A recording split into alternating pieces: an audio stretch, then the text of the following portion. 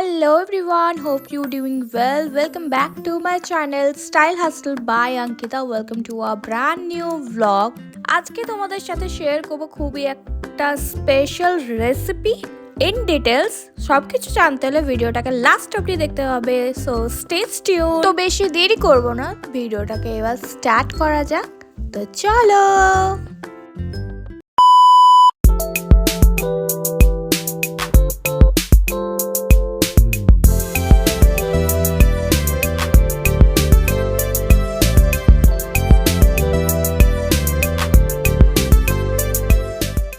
So guys, এখন তো winter season and winter season মানেই হচ্ছে অনেক রকমের সবজি আমাদের অ্যাভেলেবেল থাকে, আর এখন একটু গরম গরম জিনিস খেতেই খুব মজা লাগে।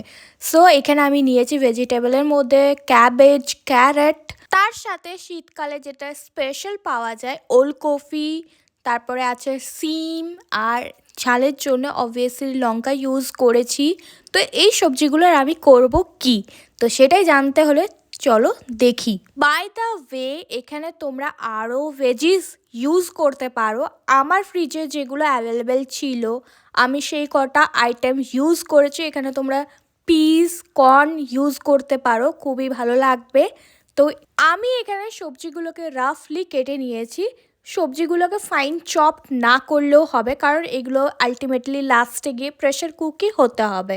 সো গাইস, নেক্সট স্টেপে যাওয়া যাক। তো ফার্স্টে আমি এখানে একটা কুকার নিয়েছি, যেখানে হিট করে আমি অয়েল দিয়েছি, তারপর গ্রেট করে রাখা আদা দিয়েছি, তারপর হালকা নাড়াচাড়া করে আমি এখানে গোটা গোলমরিচ দিয়েছি। তারপর কিছুক্ষণ হালকা জাস্ট 2 থেকে 3 সেকেন্ড নাড়াচাড়া করে এবার যে সবজিগুলো কেটে রেখেছি সেই সবজিগুলো এবার ওই কুকারের মধ্যে দেব আস্তে আস্তে করে।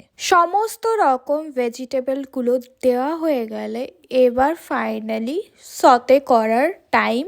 এটাকে ফ্রাই করা চলবে না, জাস্ট হালকা সতে করতে হবে। প্রায় 2 থেকে 3 মিনিট পর যখন দেখবে ভেজিটেবল থেকে হালকা জল ছাড়তে আরম্ভ করেছে, তার মানে বুঝতে পারবে যে হয়ে গেছে।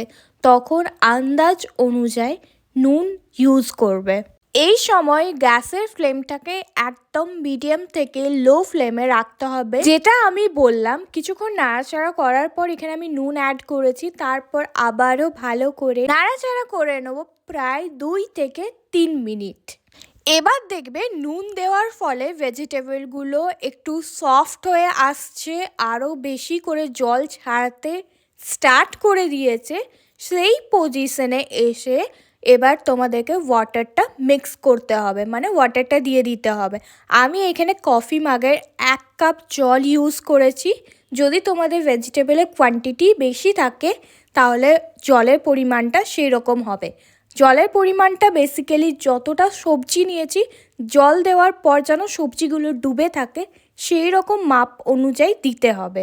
জল দিয়ে পর একটু নাড়াচাড়া করে, মানে পুরো সবজিগুলো ভালো করে ওপর নিচ করে পর আমি এখানে প্রেশার কুকারের লিডটা দিয়ে দেবো। প্রেশার কুকারের লিড দেওয়ার পরে আমার যেহেতু সেই রকম কোনো সবজি ছিল না, বেসিক কিছু সবজি ছিল যেগুলো ইজিলি বয়েলড হয়ে যায়, সেই কারণের জন্য আমি এখানে 3টে হুইসেল দিয়েছি। আমার মনে হয় শীতকালের যে কোনো সবজি যদি তোমরা ইউজ করো, এখানে 3 থেকে 4টা হুইসেলের মধ্যেই সবজিগুলো কুকড হয়ে যাবে। যদি তোমরা এখানে চিকেন ইউজ করো দেন 6 থেকে 7টা হুইসেল দিলে চিকেনটা প্রপার কুকড হয়ে যাবে।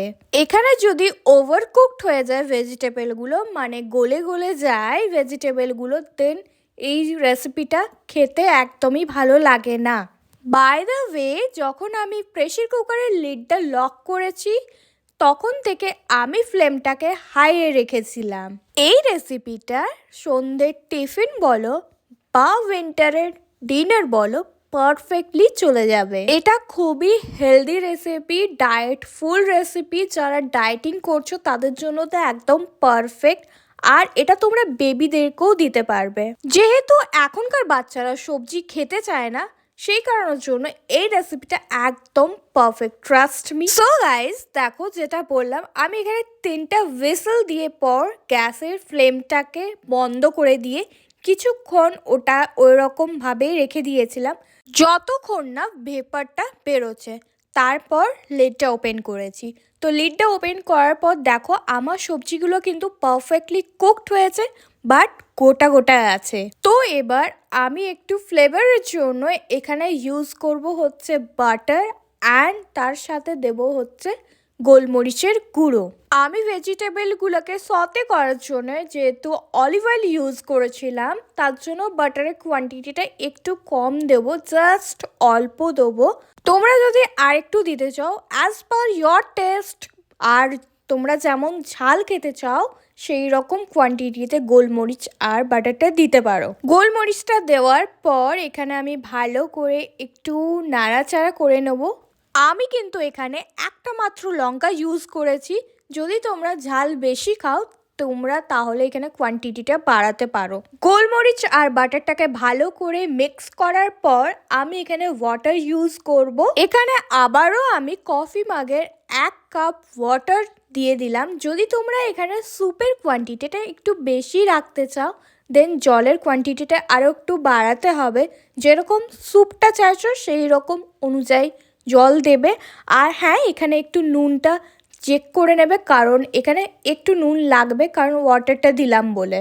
জল দেওয়ার পর এবার ভালো করে একটা বয়েল আনতে হবে। ভালো করে একটা বয়েল দেওয়ার পর your winter soup is ready. শুধুই স্যুপ বললে এটা ভুল বলা হবে, ইয়োর হেলদি টেস্টি ডায়েটফুল একটা স্যুপ ইজ রেডি। তো দেখো আমি যেটা বললাম, এখানে বয়েল আনার পর মানে ফোটানোর পর দেখো আমি এখানে নুনটা দিচ্ছি চেক করে পর।